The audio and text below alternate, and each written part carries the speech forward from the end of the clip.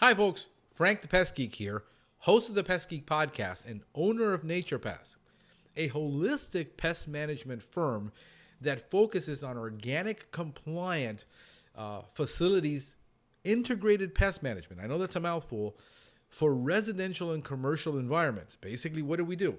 We take the same principles that are done in hospitals, hotels, laboratories, basically high-level facilities, and we bring that to the home or business. This is what we specialize in.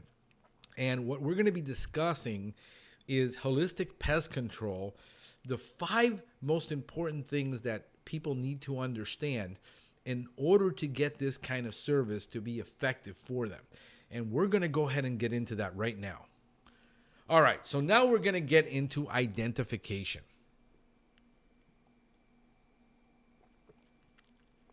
And this is the most difficult part for any non-professional, including professionals that either never come across that pest, have never taken an entomology course, haven't identified pests, or simply have never looked at the Truman's Guide or the Malice Guide or any of the entomological information available from their state. They've been taught to spray, and they've never taught to identify. And then when I get a call from a client, 99 out of 100 times, they say, I know what I've got. I Googled it. And 99.9% of the time I'll go there, and they're completely wrong. Because they do not understand how to do pest identification, because it is very difficult.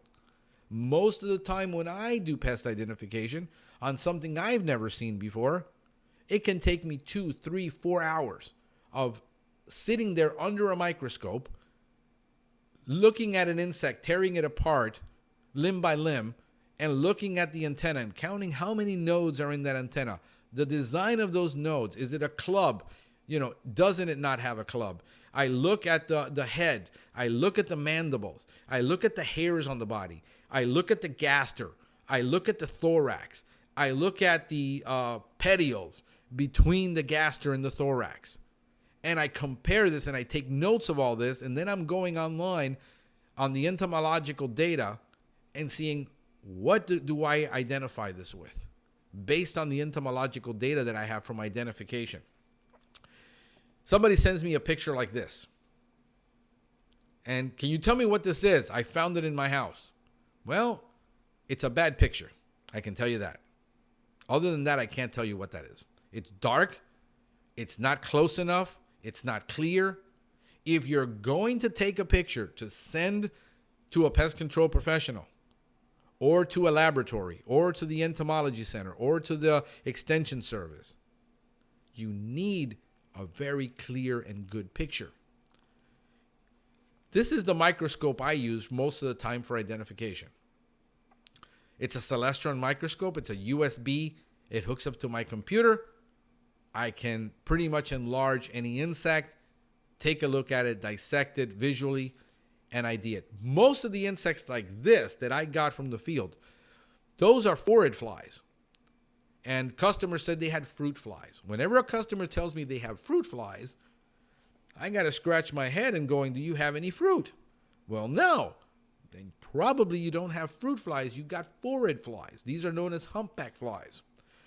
And a tool like this that you can attach, now you got to order one and you got to have one, but they're extremely helpful. Installing it to your smartphone, clipping it on, and taking a close-up macro picture. This is a macro lens. This was given to me at Pest Management University when I took my master's course. They were giving those out for free. You can order them online at Amazon or anywhere, and you can use it even if you're a professional. Hook it up to your camera. You can take a lot of cool, neat pictures when you're in the field. Does very well for macro photography for the phone. A baggie. Just a simple baggie. Professionals, carry these baggies with you. Owners, just, put a couple of these and hand them to a pest control professional. Have them take it back to their entomologist or their certified operator. Have them identify it, what it is. You got to make sure sometimes you have the whole insect. A lot of the time what people will say is, well, where's the insect? I need a picture of it. Well, here's the picture, and it's a bad picture. What did you do with the insect? Well, I cleaned it up and threw it out. It doesn't help if you throw it out. Collect it, put it in a baggie, and then that way when I go over or I send a technician over, he can bring that back to me and I can identify it under a microscope. A lot of the time from a picture, we cannot do it. Let me show you how hard this is. These are termites that we collected this week on site. And this is a little vial that I carry with alcohol, rubbing alcohol. And the best thing to do is this, better than a baggie, because it won't get dehydrated. It'll get preserved. Okay? When you put it in a baggie and it gets dehydrated and it spends all day in the truck, it could dehydrate and it could shrivel. And sometimes it's very difficult to tell what the insect is because it's shriveled up. So it loses a lot of its characteristics. Here is, again, that bad picture that was sent to me, and I can't identify what that is. Here is on a monitor. This is why we use monitors in the home. We had put this board out, and we couldn't figure out what the lady was calling about that she was seeing flying around. So we went out and we put monitors, and I told the tech, when you're there, see if you can, in the air swipe, if you see a couple of them, and try to glue them onto the board and bring the board back. Well, it turns out that those aren't flies. Those are crazy ant swarmers, because she was complaining that they were only in her bedroom.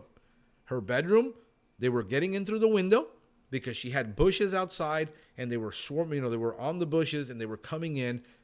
They weren't in the bathroom. This would have been a filth fly.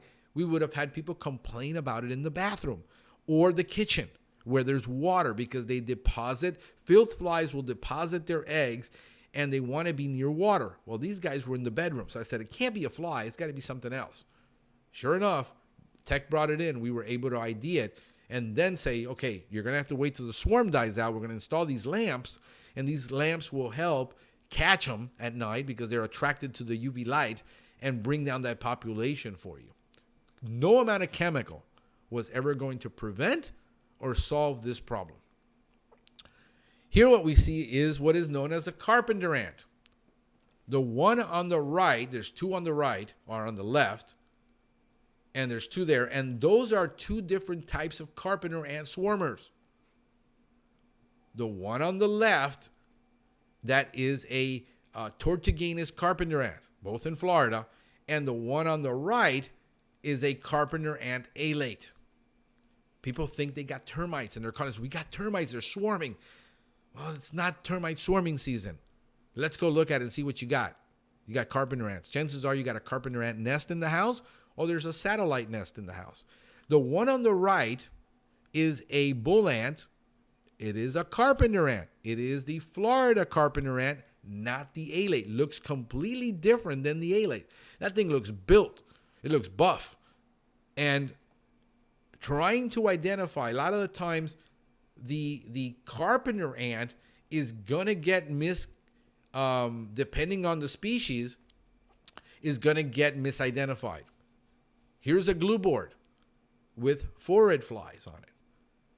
That is an actual forage fly. The customer was saying they got fruit flies. Usually if there's no fruit, there's no fruit flies. You bring it in when you buy fruit, you get rid of the fruit. Usually the fruit fly will die on its own. But when they're persistent, we caught these on a lamp that we put in the kitchen, and they were forage flies. These are known as humpback flies. How do we know? We look under a microscope, and that humpback is there. That's a humpback fly. Here is another insect that the customer thought, and the technician thought, they had a flying ant. Well, it turns out that is a parasitic wasp, which was very rare. The reason that one was there is because that property, that apartment, was about less than a mile from the world-famous Hialeah racetrack, where they have horses. And they release these flies, and these flies are natural around dung because they will control the house flies and the housefly larvae on the dung. And this is why they had them in their house. Trying to identify this little insect, look at the size of that. That is a dime, and that is the date on a dime. Go look at the date on a dime and see how small that is to try to identify. It was confused as an ant. Thought it was some type of little crazy ant or something, because you saw how that crazy ant can look alike. So identification is really a lot tougher than most people think. Here is Australian cockroach nymphs. That's an Australian cockroach, probably in its last instar on the left. And those are all the nymphs that we found in the house when we did the service. The house was closed for about 3 months. They went on vacation, and they found a slew of cockroaches. How did they get in? Through the sewer system. All the traps dried out, and the roaches are in the sewer system, moved in. The one on the right is a German cockroach with instars, nymphs, in different instars, different growth stages. You can see how difficult that is for an untrained eye to know the difference between that little one on the right picture and the little one on the left picture. They look identical. People say, well, I got little roaches. Well, I got them in all sizes. When somebody tells me they got them in all sizes, guess what? They usually have either American cockroach, they'll have, depending on a smoky brown cockroach, or they'll have an Australian cockroach. How do you know it's Australian and not American? Because the yellow, and they look like these bat eyes in the back of that, the thorax or the prothorax, which is like the back of the head. The head is actually underneath there on the tip. That's not the head, though. That's the thorax. It's a different part of the body.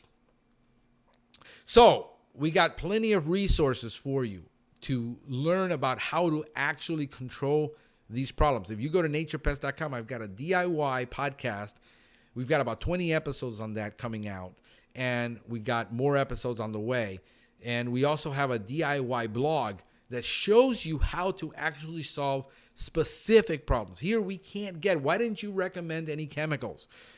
Because I carry 30-something chemicals on the truck, products, to handle each individual problem. I mean, one problem alone could use up 3 different chemicals, 4 chemicals.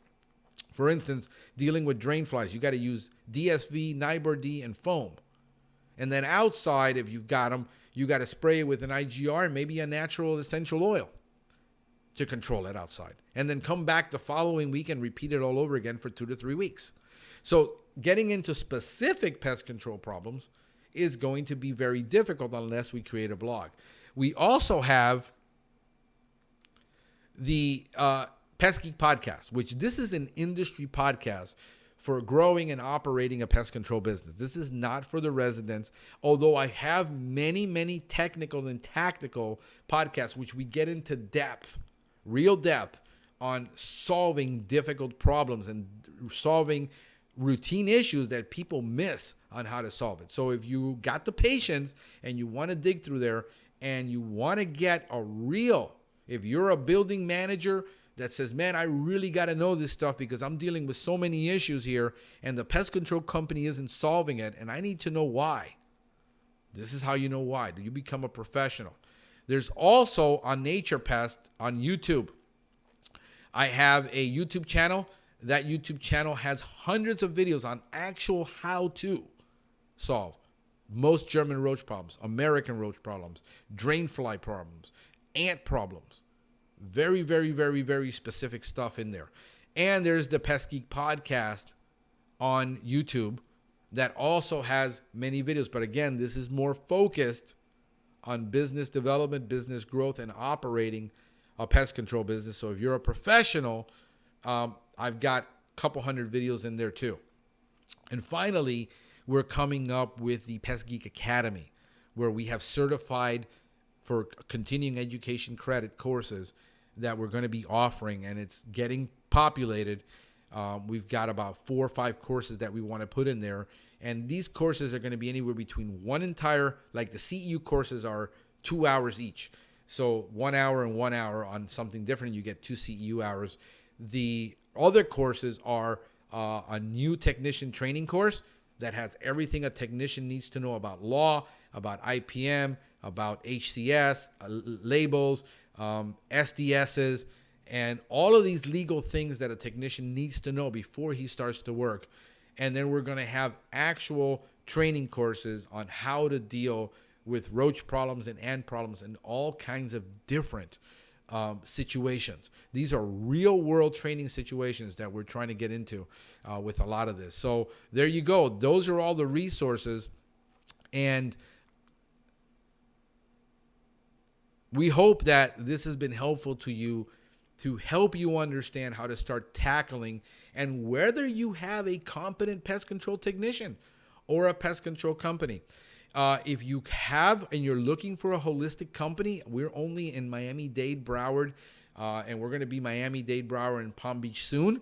So mostly South Florida. We're planning to go into Naples and the Keys, but we're only dealing with South Florida. If you need a technician, a good IPM company that does holistic pest management, that does eco-friendly pest control, hey, feel free to drop us a message on Messenger. It's the best way through Facebook, either on Pestgeek podcast or on Nature Pest, because I get those messages no matter what system I'm on. I'm on 5 different phones sometimes. I'm on the computer. I'm on the road.